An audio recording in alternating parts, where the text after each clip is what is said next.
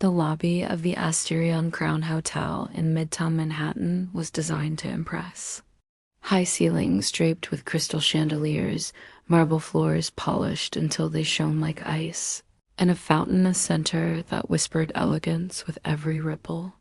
It was the kind of space where billionaires expected to feel at home. This morning, however, elegance was drowning under panic. "This is a disaster. Why wasn't a translator arranged?" Mercer Kane hissed, his voice sharp enough to make his young assistant flinch. The kid clutched an iPad like it was body armor, his cheeks burning red. "We had one confirmed from Columbia University, Mr. Kane. She canceled this morning." "We tried the agencies, but what?" Mercer's jaw flexed. "It's Sunday." "Unacceptable." Mercer's voice cracked like a whip. "He's Hiroshi Nakamori. Do you understand what that means? This entire deal hinges on him feeling respected. And right now, we look like amateurs." Standing a few steps away, Nakamori adjusted his glasses with the same calm dignity he carried everywhere. His silence was heavy, deliberate, the kind of silence that made people around him squirm. His chief of staff leaned in, murmuring something in Japanese that Mercer couldn't understand. Then the door swung open. 3 American investors strode in, suits pressed, Rolexes flashing. They slowed when they spotted Nakamori and exchanged glances. One of them smirked. "Guy can't even speak English," he muttered just loud enough. "How the hell is he worth billions?" The smirk earned a chuckle from his buddy. Mercer heard it. So did Nakamori. And so did every guest within earshot, each pretending not to notice while secretly leaning in. Mercer's ears burned crimson. He was supposed to be in control of this circus, but already the animals were running the tent. Then came the voice. "I can help." It was quiet, almost hesitant, but it cut through the tension like a violin note in a subway tunnel. Everyone turned. Near the elevators, a young woman stood in a faded housekeeping uniform. Her dark curls were pulled into a neat bun, her hands resting on a supply cart stacked with towels and glass cleaner. She looked no older than 25, and her name tag read Lena Torres. "You?" Mercer blinked, incredulous. "I speak Japanese," Lena said, her voice steady now. "If you'll allow me, I can help." The lobby froze. Even the fountain seemed to hush. Mercer marched toward her, lowering his voice to a hiss. "Not now. This is a high-profile negotiation, not some tourist mix-up. Go back to your floor." Lena didn't budge. Her eyes moved past him, landing on Nakamori. His hands were folded in front of him, but his gaze, sharp, watchful, was fixed on her. "I can really help," she said again, more firmly. Mercer waved a dismissive hand as though batting away a gnat. "Don't start something you can't finish. The last thing I need is a cleaning girl trying to play hero. You screw this up, it's my head. Do you understand? Go away." But Lena didn't move. Instead, she wheeled her cart aside, walked 3 measured steps toward Nakamori's aid, and bowed low. Not the clumsy imitation tourists offered in Kyoto, but a bow of someone who had been taught to respect silence. "Please forgive the confusion, Mr. Nakamori. Allow me to assist if you'll permit it." A ripple of surprise spread across the lobby. Nakamori studied her. Then, deliberately, he returned the bow. He replied in Japanese, a short string of syllables, deliberate, thoughtful. Wayna nodded, then turned to Mercer, her voice calm but clear. "He says he informed the hotel of his language requirement weeks ago. He's disappointed but not angry. He's willing to continue if things improve immediately." Mercer blinked, caught off guard. "He's not mad. He's very polite," Lena said. The American investors shifted uncomfortably. One of them, the one with the Rolex and the smirk, decided to test her. "Hey, sweetheart," he said with a grin. "How do we know you're not just making it up?" Lena turned halfway, her expression composed. "I can translate what you just said into Japanese," she replied smoothly, "or I can let him assume you're simply rude." The investor's grin vanished. The lobby air buzzed like an audience after a mic drop moment. A few guests even hid their smiles behind coffee cups. Mercer swallowed his pride, escorted him to his suite. Stay close. We'll discuss compensation later. As Lena guided Nakamori toward the elevator, every phone camera in the lobby tilted slightly, pretending not to record while absolutely recording. TikTok would eat this alive. Hashtag housekeeper, these billionaires. Hashtag main character energy. Inside the elevator, silence pressed around them. Nakamori stood straight, his presence like a stone lantern in a storm. After a moment, he glanced at Lena. Kanazawa? He asked softly in Japanese. Her lips curved faintly. 10 years, Higashichaya District. He gave the smallest nod. You were taught well. The elevator climbed. Lena stood beside him, hands clasped, heart thundering. This wasn't just about filling in for a missing translator. She could feel it like an old door inside her chest had just creaked open. And whatever lay beyond it, she wasn't sure she'd be able to close it again. The 47th floor of the Asterion Crown wasn't just another part of the hotel. It was a different world. Carpets thick enough to swallow footsteps, walnut-paneled walls humming with quiet money, and a line of black and white photographs of New York in the 1960s, framed with obsessive symmetry. The kind of floor where every detail whispered you don't belong here unless you were worth more than a small nation. Lena felt the weight of it with every step. She wheeled her supply cart along like a shield, pretending she belonged until she reached Nakamori's suite. She slid her key card through the lock, half expecting it to buzz red in her face. Instead, the door clicked open with a dignified chime. The suite was large, elegant, and surprisingly ordinary. A leather sofa, a mahogany writing desk, glass walls overlooking the skyline. But Lena noticed immediately, no fresh flowers, no welcome note in Japanese, no sign that anyone had bothered to anticipate the needs of the guests they were trying to impress. For Nakamori, this wasn't just impolite, it was insulting. She bowed low. If there is anything else you need, please sit. The word was English, crisp, deliberate. Lena froze. She glanced up. Nakamori was standing by the window, his hands clasped behind his back. He didn't look at her as he spoke. She crossed the room slowly and perched on the edge of the sofa, unsure whether this was an interview or an execution. Where did you learn Japanese? Nakamori asked, this time in his own language. She hesitated. I grew up in Kanazawa. From age 7 to 17, his eyes flicked toward her, curious. Why leave? Her throat tightened. My foster mother passed away. She was Japanese. I was sent back to live with relatives in the States. He returned his gaze to the skyline. But nowhere is like Kanazawa. Her lips curved faintly. Nowhere. There was a silence, but it wasn't empty. It was deliberate, weighted. Finally, Nakamori turned fully, studying her with a kind of calm intensity that made her want to sit straighter. You shouldn't be here, he said softly. I know, she admitted. I was about to leave. And yet you stayed. She met his eyes. Because you looked alone. That earned the faintest twitch of his mouth, not quite a smile, but close enough. You are not like most Americans, he said. I've heard that before. You do not interrupt. You listen. I was raised to believe language isn't just words, Lena said. It's the silence between them. For the first time since his arrival, his shoulders loosened. The guarded armor he carried seemed to shift, if only slightly. Do you want me to continue interpreting for you? She asked carefully. He didn't answer immediately. He studied her for a long moment, then said, I do not hire people unafraid of losing their jobs. I hire people unafraid of doing what is right. Her heart jumped. She wasn't sure if it was a promise or a trap. I have a meeting at 9 tomorrow with investors, he added. Will you come? I can, she said. But Mr. Kane, she hesitated. Won't approve. Nakamori's gaze sharpened. If Kane fires you, he will regret it. At 7:03 p.m., Lena left the suite. Her pulse was still racing when the elevator doors opened onto the staff floor. The fluorescent lights here buzzed with a flat hum.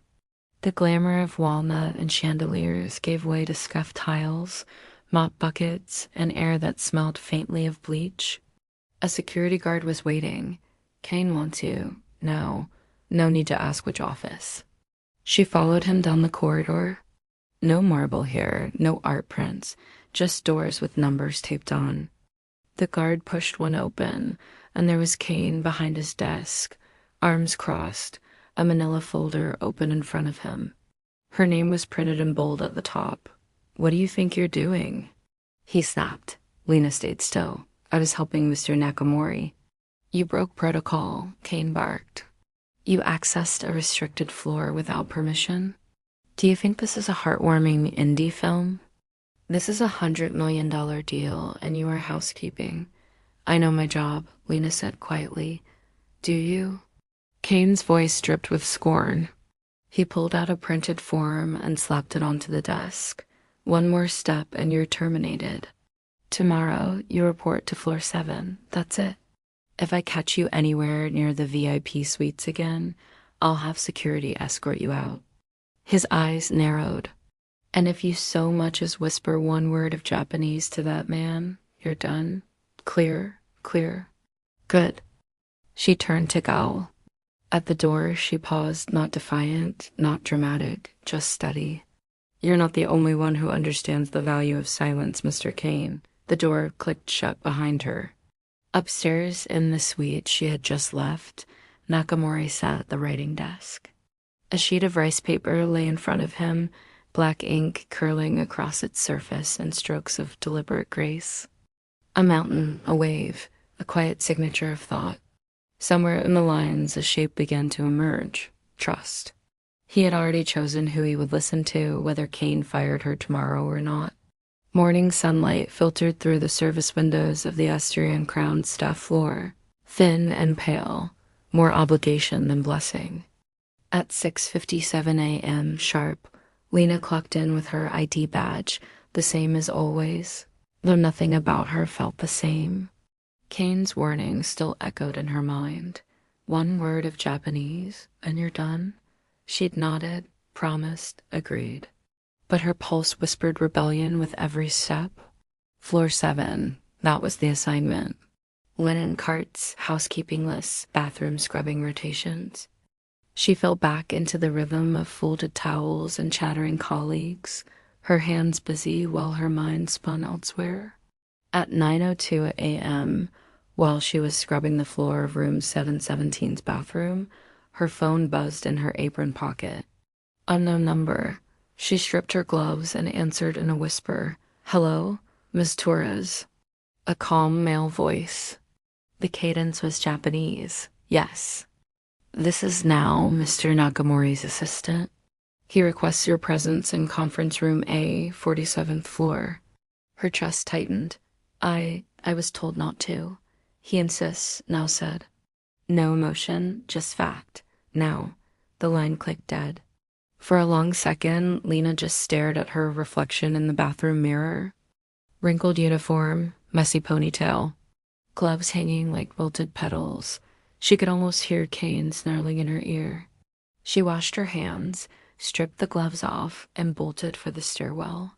The service elevator was too slow, too visible. She climbed 10 flights, 15, 20. By the time she reached the 47th, her chest burned, but she was steadier than she'd expected. Conference room A was a cathedral of mahogany and leather, with windows that swallowed the Manhattan skyline whole. The kind of room where decisions didn't just ripple outward, they thundered. On one side of the table, 3 American investors. Suits cut like weapons, eyes like shark fins. Among them, Ron Delaney with his Rolex and permanent smirk.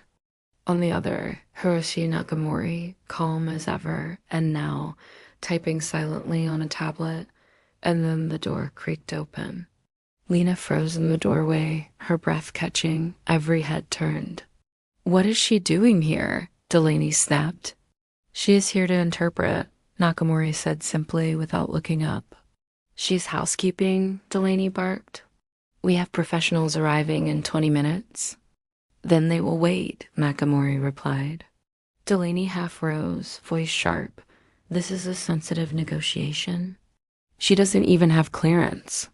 Nakamori turned to Lena and spoke in Japanese, voice calm but cutting. Tell Mr. Delaney I prefer interpreters who don't lie for a living. Lena blinked, her stomach flipped, but she steadied her voice. Mr. Nakamori says he prefers interpreters who don't lie for a living. For the first time, Delaney's smirk cracked. Now slid a thick folder toward Lena. Translate for him as he reads. Her fingers trembled as she opened it. Clauses, subclauses, technical jargon, the kind of legal soup that could drown anyone not paying attention. She inhaled and began. Word for word, sentence for sentence, she translated. Her Japanese was crisp, respectful, her English clean, precise. The investors leaned back at first, skeptical, then leaned forward, frowning, as they realized how much they had been glossing over. Halfway through, one investor interrupted. We assumed your apparaturs would be bundled with this deal. Nakamori paused, eyes flicking to Lena. She translated. He replied calmly in Japanese. Assumptions are not contracts. Lena carried it across the table like a blade wrapped in silk. The investors stiffened. Delaney shifted, clearly uncomfortable. The door burst open. Mercer Kane stormed in, face flushed, jaw tight. His gaze snapped to Lena. You out, now. She was invited, Nakamori said evenly, eyes still on the document. She's a liability, Delaney seized the moment. We don't even know who she really is. Slowly, Lena rose to her feet. Her heart was hammering so loudly she thought they might hear it. But her voice came out steady. I'm Lena Torres, she said. I mop floors. Yes, I also speak fluent Japanese. And apparently, I'm the only one in this room who knows how to listen. Silence. It was as if the air itself froze. Nakamori leaned back, resting his hand lightly on the folder.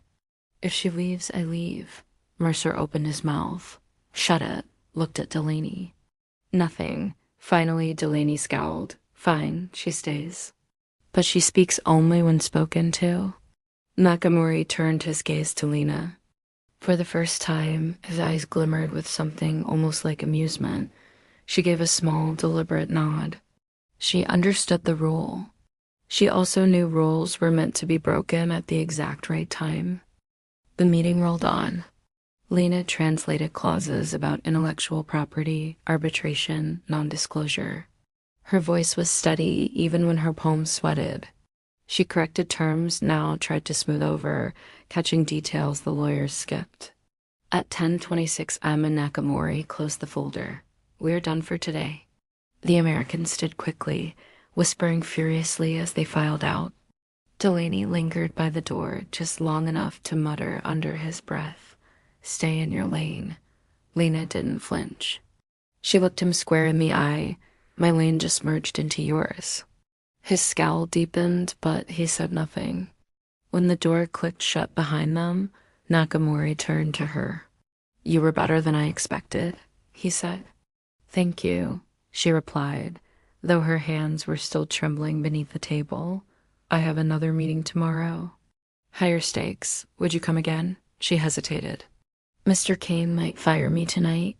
If he does, Nakamori said, rising, he will regret it.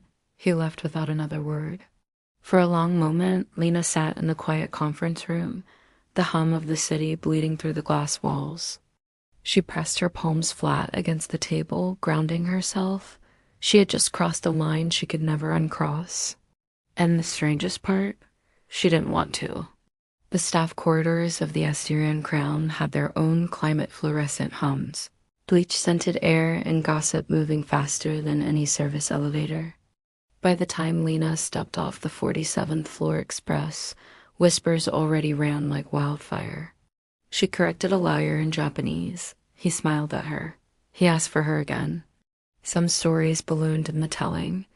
That Nakamori had bowed to her first, that she'd shamed Mercer Kane in front of the investors, that one of the Americans had nearly choked on his tie. Housekeepers swapped theories over folded sheets. Bellhops replayed shaky lobby videos on their phones. Lena didn't feed it. She kept her eyes down and her steps brisk. If she let herself linger on the buzz, she'd start to believe it. But by the time Marta, the head housekeeper, touched her arm and whispered, "Kane wants you," Lena already knew the storm was waiting. Kane's office was colder than usual. Not in temperature, though the air conditioning whined too hard, but in atmosphere. The blinds were drawn tight, the fluorescent light unforgiving. On his desk lay a folder with Lena's name in bold block letters. "Sit," he said. Lena sat. "You've made quite the impression," Kane began, his tone deliberately measured. "Mr. Nakamori seems taken with you." "And is just helping," she replied. "Yes, well, helping is one thing. Inserting herself into classified meetings, correcting translations in front of investors, embarrassing a $1 billion client partner." His lips twisted. "That's something else." "She embarrassed you?" Ron Delaney cut in from the corner. Lena hadn't even noticed him leaning against the bookshelf until now, arms crossed, Rolex glinting like an accusation. Kane lifted a hand, as though he could hold the room together with his palm. "Regardless," he said tightly, "this arrangement has become complicated. Mr. Nakamori has requested your presence for tomorrow's meeting as well." Lena didn't move. "I've spoken with HR," Kane continued. "You're being placed on administrative hold, effective immediately. You'll be paid for the week, but you will not be on the schedule." "Wait," Lena leaned forward. "You're suspending me for doing my job? You're not a translator," Ron snapped. "You're a cleaning girl who got lucky." Her jaw clenched. "Then why did Mr. Nakamori request me again?" Ron smirked. "Because people like him enjoy novelty. A maid who speaks Japanese? That's a story. That's PR. But don't think for a second that makes you irreplaceable." Kane slid a folded paper across the desk. The formal suspension notice. "Leave quietly, Lena," he said, softer this time. "Almost rehearsed. Don't make this harder." She stared at the paper, then stood slowly without touching it. "If this is about control," she said quietly, "you already lost it the moment you ignored what he needed, and I didn't." Kane looked down, suddenly very busy with his pen. Ron's mouth twisted into a sneer. "You don't know anything about business?" "I know enough to recognize when a deal is built on ego instead of respect." Without another word, she turned and left. She didn't cry in the hallway.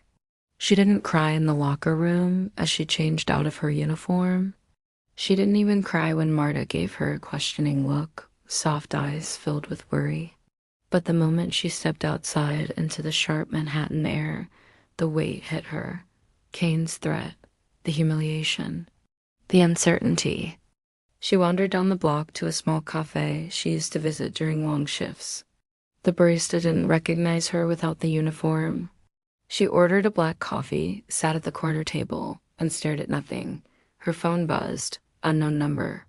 Lena Torres. Her breath caught. "Yes." "This is now assistant to Mr. Nakamori," came the calm voice. "He was informed of your suspension?" "I can imagine." "He is not pleased," now said simply.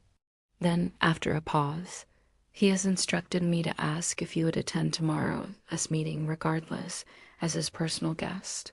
"Not as staff," Lena blinked. "Is that even allowed?" "He owns 3% of this hotel," now replied. "What he allows tends to become policy." She pressed the phone tighter to her ear, lowering her voice. "What's tomorrow's meeting about?" "The real negotiation begins tomorrow," now said. "What happened today was posturing." "But Mr. Nakamori believes someone has been manipulating the translation of the contracts." Her stomach dropped. "You think they're rewriting clauses?" "We think they already have," now said. "He trusts your eyes." The gravity hit like a punch. This wasn't about courtesy anymore. It wasn't even about Kane's pride. It was about millions, possibly billions, written in ink no one was supposed to notice. "I'll be there," Lena said before she could stop herself. "Mr. Nakamori will send a car. 8:30 out and on the line went dead." She set the phone down on the cafe table and stared at it. Around her, the world carried on. Cappuccinos foamed, laptops hummed. A couple argued over oat milk versus almond. But inside her, something tilted. She wasn't clocking in tomorrow. She wasn't scrubbing floors. She was walking straight into a battlefield she had no business entering. And yet, for the first time, she didn't feel like running. The next morning, a black sedan glided up to her building at 8:30 sharp, sleek, silent, unbranded. The driver stepped out, opened the rear door, and bowed slightly. Lena hesitated just long enough to feel the weight of the choice. She wasn't in uniform.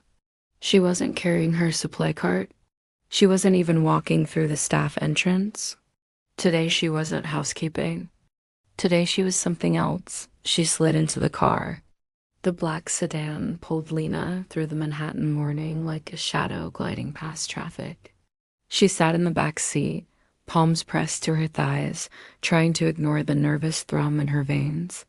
Her phone buzzed once, an email from HR, subject line, "Administrative hold reminder." She swiped it away without reading. The driver said nothing, didn't even glance at her in the mirror. When they stopped outside the Asterion Crown, he opened her door with the kind of deference reserved for heads of state. Guests turned to stare as she stepped out, not in uniform today. Navy blouse, black slacks. The kind of outfit she hadn't worn since her job interview, when she'd first been told she had the right smile for service. Inside the lobby, staff glanced at her with confusion. Some whispered. Others avoided her eyes altogether. Lena walked past them with her head high, as though her body had remembered how to carry itself before her mind had. Now was waiting near the elevator bank. "Miss Torres." "Good morning." "Mr. Nakamori is reviewing documents in the business suite. He would like your assistance before the meeting begins." She nodded. "Lead the way."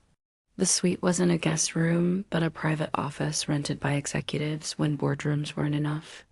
It smelled faintly of leather and ink, not bleach and polish. At the long table sat Hiroshi Nakamori. His jacket was off, sleeves rolled to his elbows, tie loosened just enough to signal concentration. Before him lay 2 folders, each marked with a different colored tab, one in Japanese, one in English.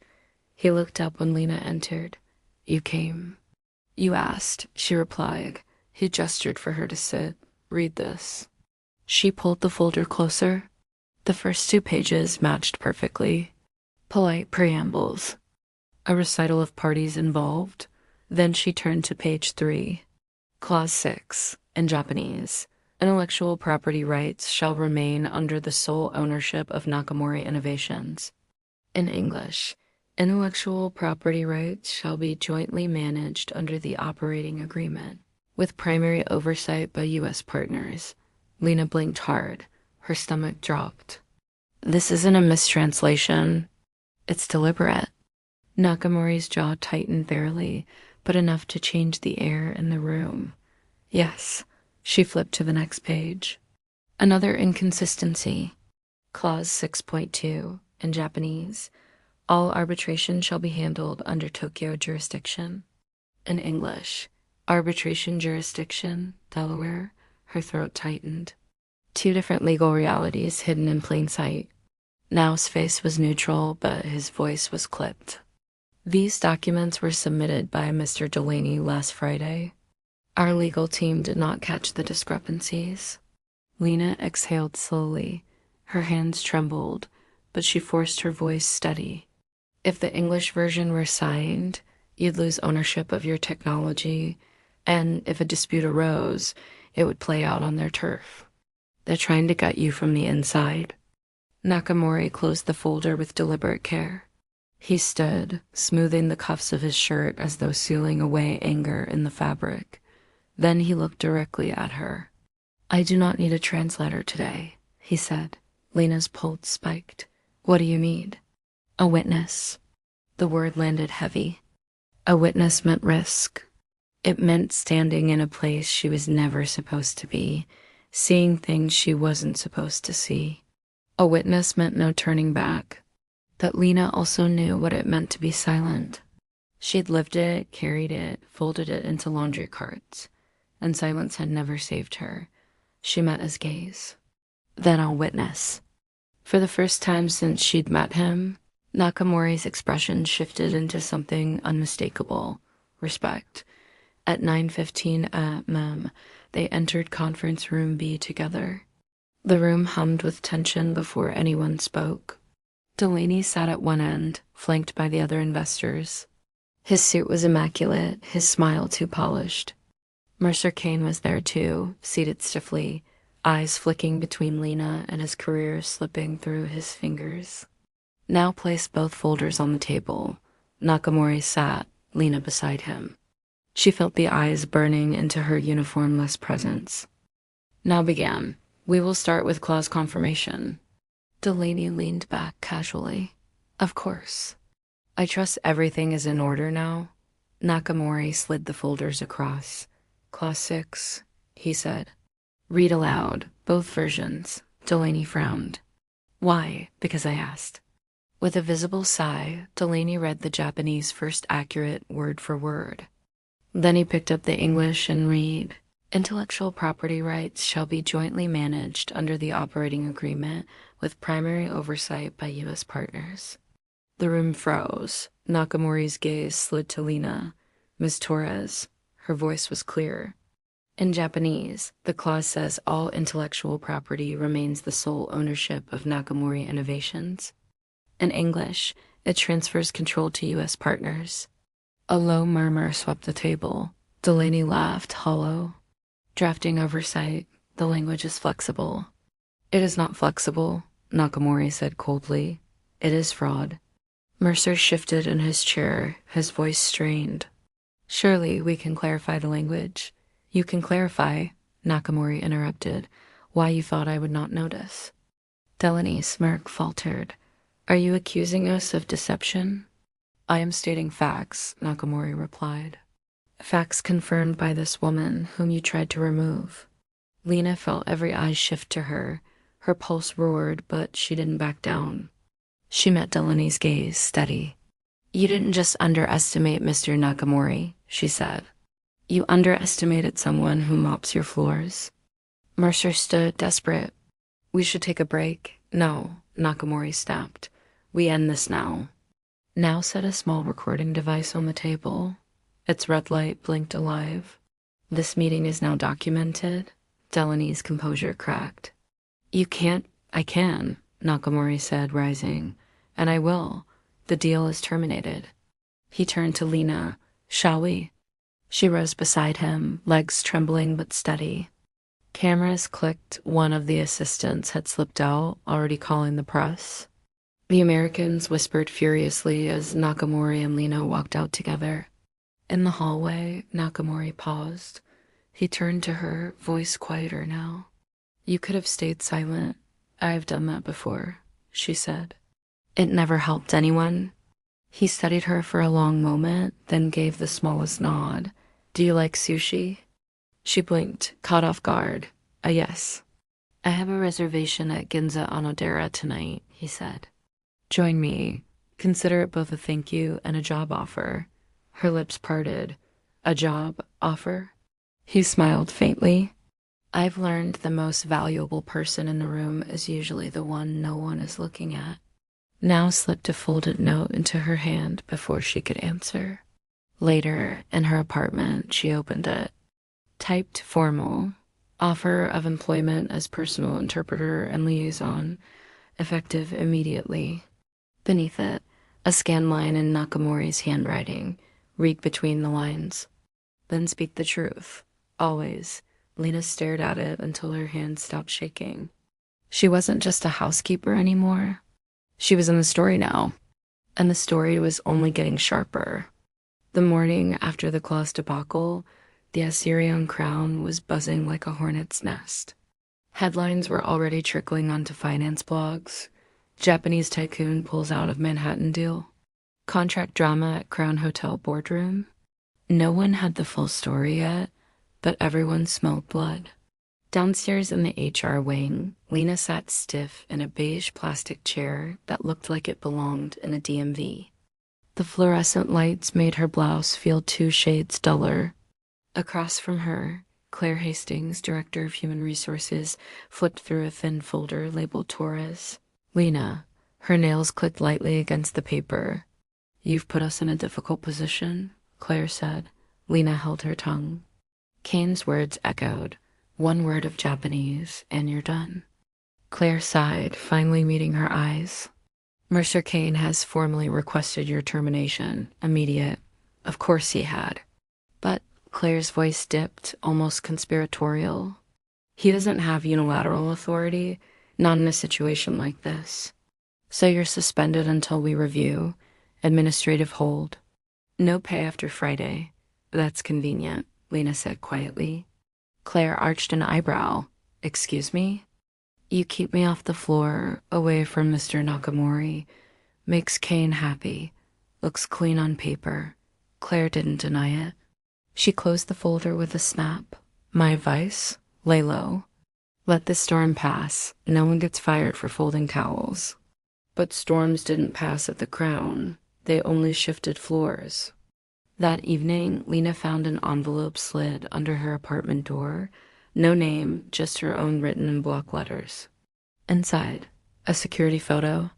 Kane in the parking garage, shaking hands with someone she didn't recognize. Cash changing hands. On the back, 3 typed words. "Keep going, watching." Her chest tightened. It wasn't paranoia anymore. Someone else knew. Someone else wanted her to keep digging. The next morning, she arrived at a small satellite office across the street from the hotel. Not staff floors, not suites, a rented workspace with frosted glass walls and minimalist furniture. Now ushered her inside. At the far table sat Hiroshi Nakamori. Beside him was a man Lena hadn't seen before. Short, compact frame. Charcoal suit, plain tie. His gaze was unblinking, his movements deliberate, like every gesture was a choice. "Miss Torres," Nakamori said. "This is Mr. Oda." Oda bowed slightly. "Your Japanese is precise," he said in the language itself. "Too precise for someone who claims to be a maid." Lena stiffened. "I never claimed to be less than what I am." A flicker of approval crossed Oda's face. He gestured to the table. "Sit. We have much to discuss." The folder before him was thick, filled with payroll logs, vendor contracts, and delivery receipts. Oda tapped a page with one neat finger. "Horizon Event Logistics. Paid $280,000 last month for a tech conference that never happened." Lena frowned. "A shell. A funnel," Oda said. "Money redirected. Likely to bribe intermediaries, perhaps Kane, perhaps Delaney, perhaps others." Nakamori spoke softly. "This is not about one clause, Miss Torres. This is about sabotage." Oda's eyes bored into hers. "We need someone inside. Not as translator, as witness, as observer, quiet, invisible." Her pulse roared in her ears. "You want me to spy?" "Not spy," Oda said evenly. "See, listen, and tell us what others choose to ignore." She thought of Kane, red-faced and snarling. Of Delaney, smirking with his Rolex. Of Claire, warning her to stay invisible. And she thought of her grandmother in Kanazawa, who had once whispered to her at the edge of a crowded market. "The strongest voice is the one that speaks only when it must." Lena lifted her chin. "Then I'll see." For the first time, Oda allowed a small smile. "Good, because shadows have been moving in this hotel for years. It's time someone followed them." That night, back in her apartment, Lena sat by the window with the city buzzing below. On her phone, TikTok clips replayed the lobby confrontation. Hashtag main character energy. Hashtag plot twist housekeeper. She almost laughed. If only they knew. She powered the phone off and stared at the city lights. She was no longer scrubbing marble floors. She was standing on them, and the shadows were watching. The grand ballroom of the Asterion Crown had been transformed into a glittering showcase. Chandeliers burned bright, champagne glasses clinked, and a string quartet filled the air with polite music that no one was really listening to. Tonight wasn't about art or taste. It was about power or reputation, and who got to sit closest to Hiroshi Nakamori. Lena walked in behind him, dressed in a sleek navy dress that Nao's assistant had pressed into her hands earlier that evening. Not designer, not flashy, but it fit her perfectly, understated and confident, heads turned. Not just because she wasn't in uniform, but because she was at Nakamori's side. Whispers darted through the crowd. That's the maid. She's his translator. She embarrassed Delaney in the boardroom. Is she dating him? Lena ignored the murmurs. She was learning that power had its own gravity, and tonight it clung to her whether she wanted it or not. Across the room, Martin Caldwell was already watching her. His gray temples gleamed under the chandeliers, his smile too wide. He leaned toward Douglas Whitley, murmuring something that made the older man chuckle darkly. Their laughter carried just enough to needle. Now leaned close to Lena. They will try something tonight, he whispered. She didn't doubt it. Dinner began with polite speeches. Mercer Kane, still clinging to relevance, raised his glass and droned about global unity and innovative partnerships. Nakamori's expression never changed, though Lena caught the tiniest twitch at the corner of his mouth when Kane over-enunciated synergy. But beneath the polished surface, tension was coiling. Lena felt it in the way Caldwell circled the room, too restless for a man supposedly enjoying himself.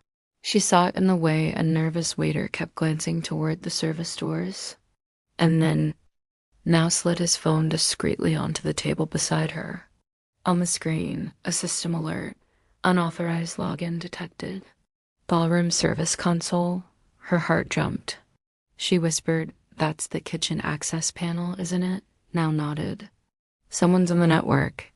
Excusing herself quietly, Lena slipped into the back hallway. The hum of the villa faded, replaced by clattering trays and the rush of servers balancing desserts. She scanned the room quickly, then froze. The utility closet door was cracked open.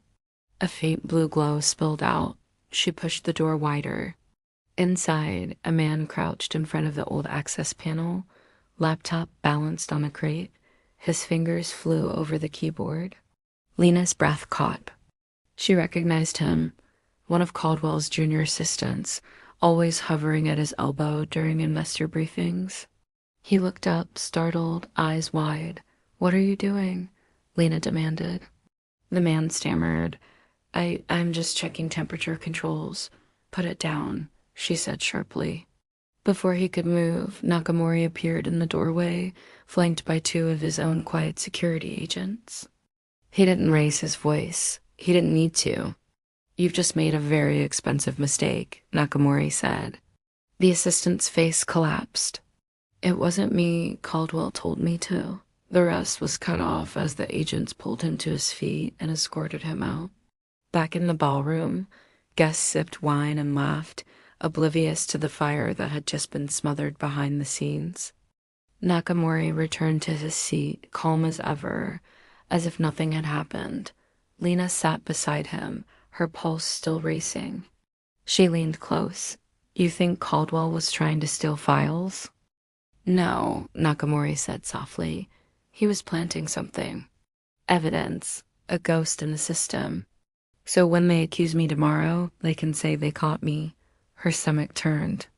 "And if we hadn't stopped him, they would have destroyed me," Nakamori finished. For the first time that evening, he looked at her fully. "But you stopped them." His words landed heavier than the chandeliers overhead. Later, after dessert and toasts and the carefully orchestrated departure of guests, Lena stepped onto the balcony for air. The city glittered below, loud and endless. Behind her, the glass door slid open. Caldwell stepped out, smiling like a man who'd just lost at cards but planned to cheat in the next hand. You think you're clever, he said under his breath. Lena didn't flinch. I don't think anything. I just pay attention. Caldwell's smile sharpened. You don't belong in this world, Miss Torres, and if you keep meddling, you'll fall. Hard. She met his gaze, steady. Then I hope you're not standing too close when I do. For a beat, silence hung between them, thick as smoke.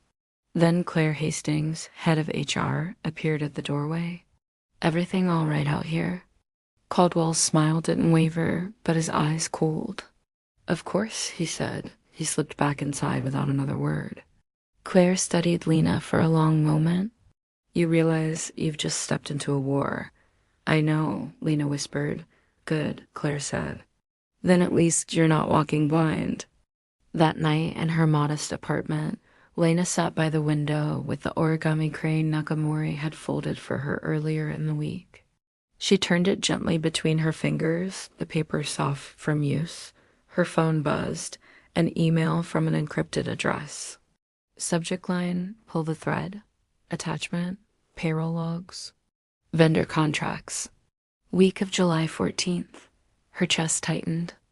The storm wasn't over. It had only just begun. The International Investors Council didn't convene often. Twice a year, sometimes less. It was a gathering reserved for matters so extraordinary that even whispered rumors could rattle markets. And now, Lena Torres, once a housekeeper with a mop, was walking into their chamber with a folder clutched so tightly her knuckles had gone white. The chamber was unlike anything she had seen. A vast oval table of polished oak gleamed under vaulted ceilings. Flags of 10 nations lined the walls. Translators sat in glass booths like silent sentinels, headphones poised. But tonight, the official interpreters would not be trusted. Hiroshi Nakamori walked in first, composed as ever. Now trailed him, tablet tucked under one arm. Lena entered last. Heads turned, eyes narrowed. She heard it in the whispers, the maid again. Why is she here? He's making a point. At the far end of the table, Douglas Whitley adjusted his cufflinks. His gaze was icy, but his smirk betrayed nerves.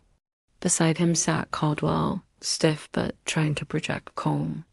Mercer Kane was absent, reportedly indisposed, though Lena suspected he was hiding behind lawyers.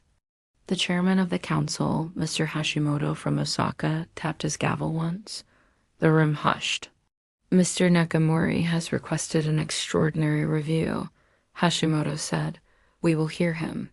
Nakamori inclined his head. Thank you. But tonight, I ask another voice to be heard. He gestured. Lena froze. You may proceed, Ms. Torres, Hashimoto said politely, though the skepticism in his eyes was impossible to miss. Her heart pounded. She rose, folder trembling slightly in her grip, and walked to the center of the room. She began carefully translating clause by clause, showing the discrepancies between the Japanese and English contracts. The council murmured, brows furrowed.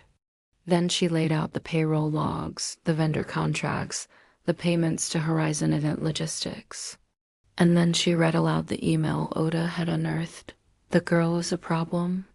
Eliminate her access quietly. The words echoed like a gunshot. For a moment, silence reigned, then outrage erupted. Council members whispered furiously, some leaning toward their aides, others glaring openly at Whitley and Caldwell. Whitley scoffed, though his voice wavered. That could be fabricated. Anyone could have written that. Lena closed the folder and stepped away from the projector. Her hands no longer trembled. I was that girl, she said, voice carrying across the chamber. I cleaned your hallways. I folded your linens. I wiped fingerprints off glasses in boardrooms where decisions were made that I was never supposed to hear. But I listened. I learned. And I remembered. She paused, letting the weight of her words hang. I didn't ask to be here. I wasn't invited. But silence has been currency in this hotel for too long. And I will not trade in it anymore. The room stilled. Whitley's face darkened. You presume much, Miss Torres. Lena met his eyes without flinching. No, I presume nothing. I read what you wrote. Gasps rippled down the table. Caldwell shifted, his jaw tightening. Hashimoto rose slowly. Mr. Nakamori, do you trust this woman? Nakamori answered without hesitation in Japanese. With my life, one by one, council members nodded. The evidence is clear, Hashimoto declared. We will vote. The gavel struck.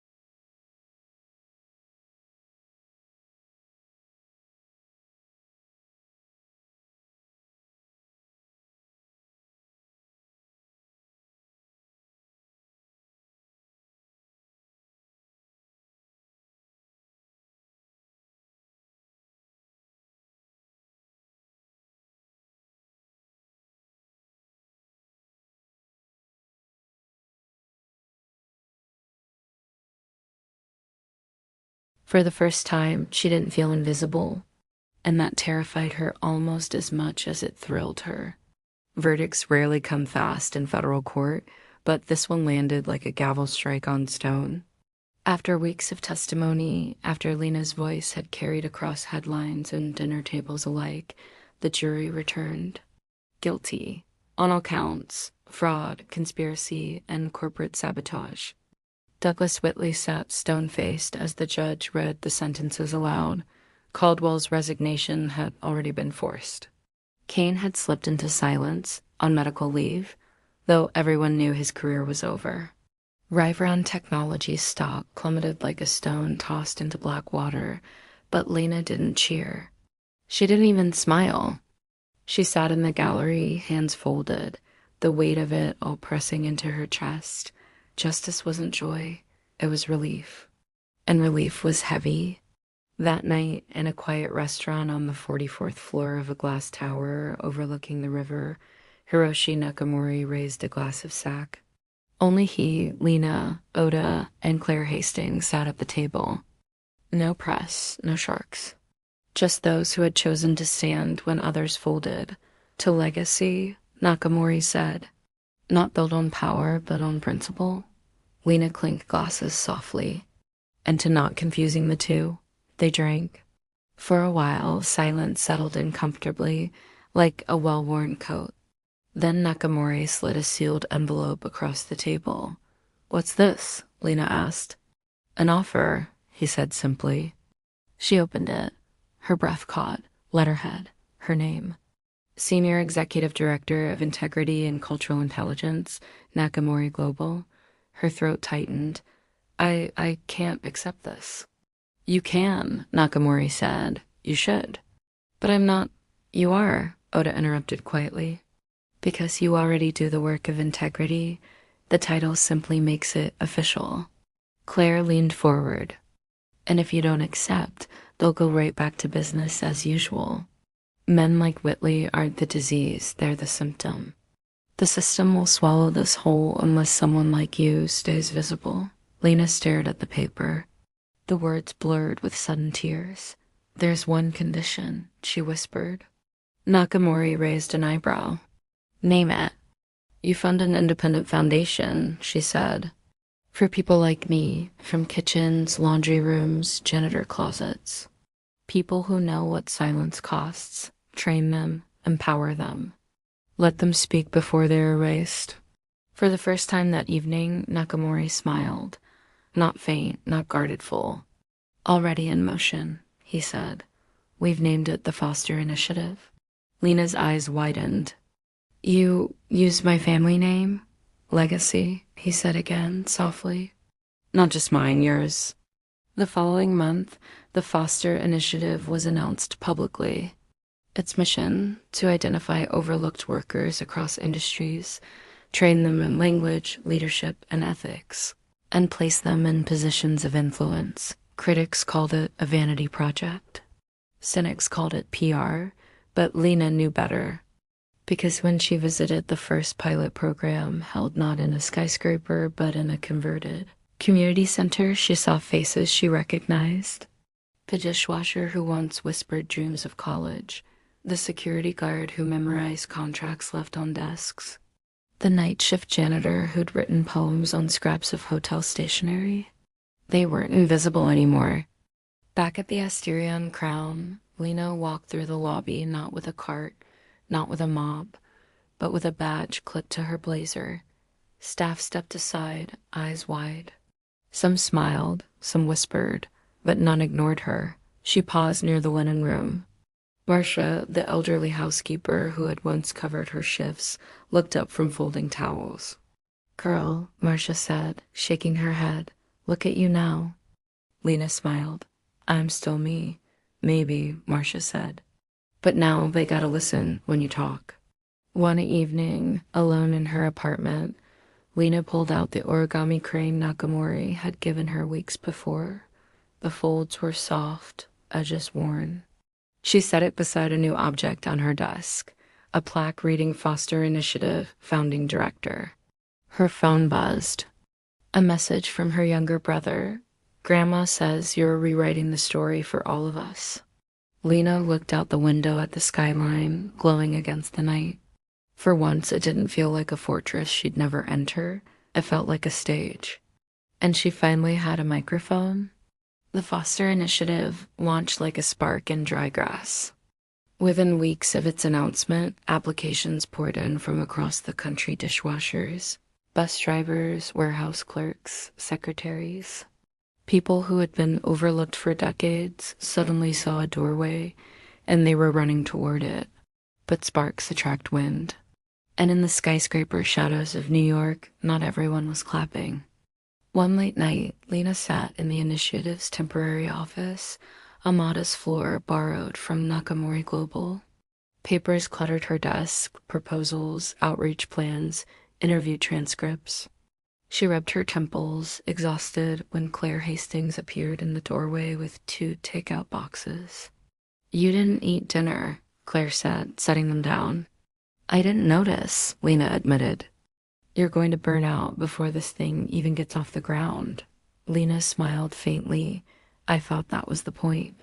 Build something so it burns hotter than the lies."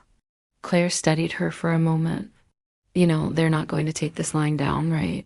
Lena looked up. "Who?" "The ones who profit from silence." Whitley and Caldwell weren't alone. They were foot soldiers. "The generals are still out there." Before Lena could answer, her phone buzzed. An encrypted message. Unknown sender. She opened it. Subject: "Careful who you train." Attachment: a photo. Her stomach dropped. It was the front of the initiative's pilot classroom, a dozen young trainees, laughing, studying, and a red circle drawn around one of them. Claire leaned over her shoulder. "They're watching us already." The next morning, Nakamori called her into his private office. Oda was there, seated quietly with his usual stillness. "You received a message," Nakamori said. Lena nodded, sliding the phone across the table. Oda scanned it once, then set it down. "Not a threat," he said. "A warning." Lena frowned. "From who?" "The same people who fed Caldwell and Whitley," Oda said. "But they are not merely investors. They are global. Rival conglomerates, old networks that thrive on silence. You have disrupted their model." "So now I'm their problem?" Lena said softly. "No," Nakamori corrected. "You are their war." The room fell quiet. Lena felt her pulse hammer. She had fought Kane, Delaney, Whitley. She had testified in court. But this was something else. This was no longer about one hotel, one contract. This was about systems older and darker than she could imagine. "Why tell me this now?" she asked. "Because," Nakamori said, sliding a small folder toward her, "they will come for you before they come for me." Inside were profiles, names, faces, executives with smiles too smooth, connections too wide. Rival tech firms, shell corporations, media allies. "Read them," Oda said. "And remember, when they move, they will not look like villains. They will look like partners." That night, Lena sat on her apartment floor, the folder open before her. She traced the faces with her eyes, trying to commit each one to memory. Her phone buzzed again. This time it was her brother. "Hey sis, I saw your speech on YouTube. People at school keep saying you're like main character energy IRL. Don't let them knock you down." Lena smiled despite herself. She texted back, "Main characters don't quit." Then she set the phone aside, staring out at the city. The lights glittered like a battlefield, every window a potential ally or enemy. She whispered to herself, as though saying it aloud could make it true. "This isn't the end of the story. This is just the start of the next war." The Foster Initiative's pilot program was barely a month old when the invitations started rolling in. Breakfast panels, investment luncheons, policy roundtables. Everyone suddenly wanted Lena Torres at their table, the maid turned executive, the new face of integrity. But attention was a double-edged blade. One invitation stood out, a private dinner at the Metropolitan Club.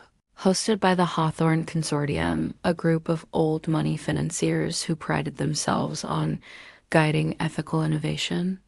Nakamori advised caution, but Claire Hastings pushed for attendance. "You need allies," Claire said firmly. "If you only stay in Nakamori's shadow, they'll call you a puppet. This is your chance to stand on your own." Oda said nothing, but his silence was thick.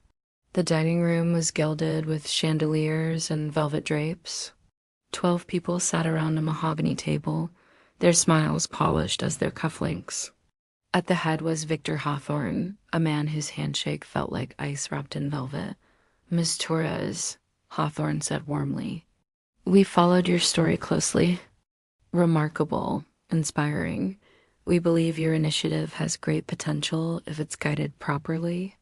Guided, the word coiled in Lena's ears. As the courses unfolded lobster bisque, filet mignon soufflé, the questions sharpened. How scalable is the Foster initiative? Would you consider franchising under corporate sponsorship? Surely you don't intend to keep full control. Collaboration builds trust. Lena answered carefully, never overpromising, never undercutting. But the room had a rhythm, and she could feel it tightening around her. Finally, Hawthorne leaned in. "We're prepared to fund your program $10 million to start, but transparency cuts both ways. To gain our support, you'll need an oversight committee. Selected by us, of course." There it was. The hook. Lena set her glass down gently. "With respect, Mr. Hawthorne, the initiative was born because oversight failed. Because voices like mine were ignored until it was almost too late." A polite chuckle rippled around the table. "Idealism," one of the financiers murmured. "Charming." "Dangerous," another corrected. Victor Hawthorne's smile never wavered. "Think carefully, Miss Torres. Without partners, your initiative may falter. And movements without fuel burn out quickly." After dinner, Lena stepped into the cold night air, coat clutched tight. Oda was waiting near the curb, as if he'd known she'd meet him. "They want to own it," she whispered. "Of course," Oda replied. "That is what predators do when they cannot kill a thing. They cage it. Then how do I fight back?" "You don't fight," Oda said softly. "You outlast. You outlisten. And when they believe you're bending, snap their grip instead." The next morning, a new applicant arrived at the initiative's office. Young, bright-eyed, with a resume polished beyond belief. Too polished. Lena felt it instantly. She tested him with a question in Japanese. He stumbled, though his file claimed fluency. She asked about a clause in the Nakamori contracts. He blinked, clueless. Later, Claire reviewed his paperwork. Recommendation letters are impeccable. Almost too impeccable. Lena tapped the folder. He's not here to learn. He's here to watch. Claire's eyes darkened. The Hawthorne Consortium. "They're not waiting for us to bend," Lena murmured. "They're already inside, trying to crack us open." That night, she found another envelope slid under her apartment door. Inside, a single sheet of paper. In bold black type, "Trust the wrong person once, and the initiative is theirs." Below it, no signature. Only a small red stamp and origami crane. Her hands trembled. She didn't know if it was a warning or a threat. But either way, the war had just stepped inside her walls. Rain streaked down the tall windows of the Foster Initiative office, tracing crooked paths against the glass like veins. Lena sat at the head of the conference table, a stack of resumes spread before her. She should have been reviewing applicants for the next training cohort, but her eyes kept drifting to the envelope she had found under her door the night before. "Trust the wrong person once, and the initiative is theirs." The words gnawed at her. Across from her, Claire Hastings flipped through a binder of budget projections. "We can expand to 3 more cities by spring if we secure private donations." "Private donations from who?" Lena asked. Claire looked up. "That's what I wanted to talk about." The Hawthorne Consortium sent a revised proposal. "They're offering double what they did last week." Lena's stomach clenched. "With strings?" "Always," Claire said bluntly. The room fell into silence. The only sound was the rain tapping against the glass. That evening, Oda appeared in her office like a shadow slipping under the door. He placed a small folder on the table without a word. Inside, transcripts, surveillance photos, internal communications. Lena's chest tightened. It was one of their own initiative staffer. Not the suspicious applicant from the week before, but someone already trusted. Maya Chen, bright, charismatic. One of the first hires responsible for community outreach. The woman Lena had eaten lunch with 3 times last week, who always brought extra dumplings for everyone. Lena read the transcript, coded messages, subtle check-ins, status reports to an unknown number. She shut the folder. It can't be her. It is, Oda said evenly. Maybe she's being forced, blackmailed. Oda shook his head. Voluntary. People done to sell secrets this cleanly, unless they've already convinced themselves they rewrite. Lena's throat tightened. So, what do we do? Expose her? Oda said flatly. Lena looked up sharply. If we confront her outright, the network behind her scatters. We'll lose the chance to see who's pulling the strings. You would risk the initiative? I'd risk myself, Lena said, not them. Oda studied her for a long moment, then finally nodded. Then we play the long game. But if she discovers, I'll handle it, Lena said, though her voice wavered. The next day, Maya breezed into the office with her usual warmth, balancing 2 coffees. Double shot for you, boss, she said cheerfully, placing one in front of Lena. Lena forced a smile. Thanks. She watched as Maya chatted with the interns, laughed about a trending TikTok sound, and scrolled through her phone like nothing was amiss. The picture of innocence. But now Lena knew the truth. Every laugh, every glance could be carrying information out the door. And the hardest part, she couldn't stop caring about her. That night, Lena sat in her apartment with the crane Nakamori had given her and the stamped envelope with its ominous warning. Her phone buzzed another anonymous message. She's not the only one. Her blood ran cold. If Maya was the mole, then who else had already sold their silence? The following week, the Foster Initiative office hummed with activity. Trainees studied in glass-walled classrooms, volunteers sorted materials, and staff buzzed in and out with the restless energy of a movement still finding its legs. From the outside, it looked alive, unstoppable. But inside Lena's chest, a knot tightened. She's not the only one. The anonymous message replayed in her mind like a warning bell. Maya laughed at something an intern said, tossing her hair back, the picture of loyalty, but Lena knew better, or thought she did. And now she had to know for sure. That evening, Lena sat with Oda in a quiet diner booth 3 blocks away. The smell of frying oil clung to the air, masking their low voices. We need proof, Lena whispered. You already have proof, Oda replied. His chopsticks tapped lightly against his teacup. Her messages, the surveillance. Not enough, Lena said. If we act too soon, Hawthorne will paint her as a scapegoat, a victim of paranoia. We need them on record. Oda's eyes flicked up. Sharp, measuring. You want to set bait? Yes. What kind? Lena leaned closer. Something that looks like information worth stealing, but harmless if it leaks. A false document. Something only Maya would have access to. Oda nodded slowly. And when she moves it, we follow the trail. Straight back to Hawthorne, Lena finished. 2 days later, the bait was ready. A polished draft of an expansion strategy for the initiative complete with a fake plan to align with a rival Japanese investor who, on paper, looked like a threat to Nakamori. A carefully crafted landmine disguised as opportunity. Only 3 people had access to it. Lena, Claire Hastings, and Maya Chen. Lena placed the file on the shared drive and waited. It didn't take long. That night, Oda pinged her with a single message. She took it. By morning, the file was in circulation, forwarded quietly through encrypted channels, bounced across servers. The metadata traced back to Maya's login. And then, less than 24 hours later, Victor Hawthorne's office issued a press statement. Concerns have arisen regarding the Foster Initiative's foreign entanglements. Lena read the words on her phone screen, her stomach heavy. The trap had worked. Too well.